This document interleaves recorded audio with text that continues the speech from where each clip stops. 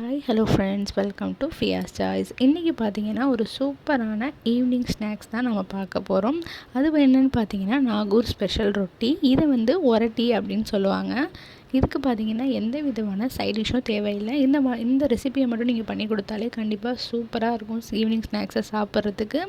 So first இதுக்கு தேவையான பொருட்கள் என்னென்னு பார்க்கலாம் வாங்க. இதுக்கு 300 கிராம் ஃபஸ்ட்டு நான் அரிசி மாவு எடுத்துக்கிறேன். அதில் கொஞ்சமாக உப்பு ஆட் பண்ணி மாவில் நம்ம நல்லா மிக்ஸ் பண்ணிக்கலாம். ஸோ உப்பு ஆட் பண்ணதுக்கப்புறமா ஒரு முட்டை நீங்கள் ஆட் பண்ணிக்கோங்க. முட்டை ஆட் பண்ணுறதுனால உரட்டி நல்லா சாஃப்டாக இருக்கும்.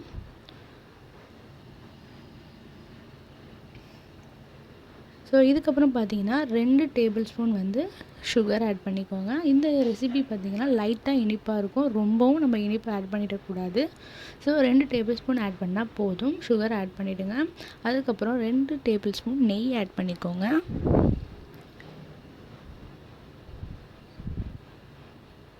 ஸோ எல்லாத்தையும் சேர்த்து நல்லா மிக்ஸ் பண்ணி விட்டுக்கோங்க. கொஞ்சம் கெட்டியாக இருக்கிற மாதிரி இருக்கும். ஸோ நல்லா கையால் பிசைஞ்சு விட்டு அந்த மாவோட நெய், முட்டை எல்லாத்தையும் ஒன்றா நம்ம மிக்ஸ் பண்ணிக்கலாம்.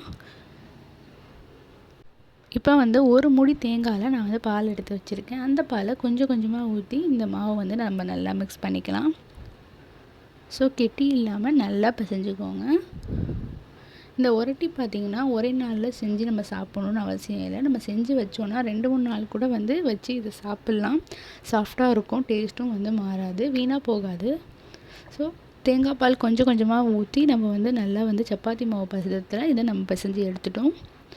இப்போ ரவுண்டாக நம்ம உருண்டையாக உருட்டி எடுத்துக்கலாம்.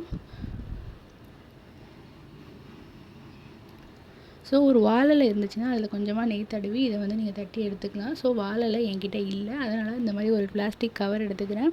அதில் கொஞ்சமாக நெய்யை விட்டுட்டு நான் உருண்டையாக பிடிச்சி இந்த மாவு இந்த மாதிரி ரவுண்டாக நம்ம தட்டி எடுத்துக்கலாம். கொஞ்சம் லைட்டாக திக்காக இருக்கிற மாதிரி எடுத்துக்கோங்க. ரொம்ப மெல்லிசாக தட்டினா ரொம்ப முறுமுறுன்னு இருக்கும். ஸோ இந்த மாதிரி சின்ன சின்னதாக எல்லாத்தையும் நான் தட்டி எடுத்துக்கிட்டேன். உங்களுக்கு ஏற்ற மாதிரி சைஸில் நீங்களும் தட்டி எடுத்துக்கோங்க. இப்போ தோசைக்கல் நல்லா சூடாயிடுச்சு. நம்ம ரெடி பண்ணி வச்சுருக்க எல்லா உரட்டி மாவையும் இதில் போட்டு நல்லா சுட்டு எடுத்துக்கலாம். கொஞ்சமாக நெய் விட்டு மீடியம் ஃப்ளேம்லேயே வச்சு ஒரு 10 மினிட்ஸ் வேக விட்டிங்கன்னா சூப்பராக வெந்து வந்துடும்.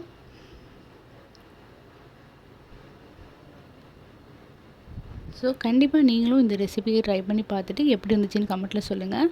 ரொம்பவே டேஸ்டியாகவும் இருக்கும். சீக்கிரம் இதை செஞ்சிடலாம். இதை செய்கிறதுக்கு ஒரு 1/2 அன் ஹவர் கூட போதும். ஸோ நீங்களும் ட்ரை பண்ணி பார்த்துட்டு எப்படி இருந்துச்சுன்னு கமெண்ட்டில் சொல்லுங்கள். தேங்க்யூ ஃபார் வாட்சிங்.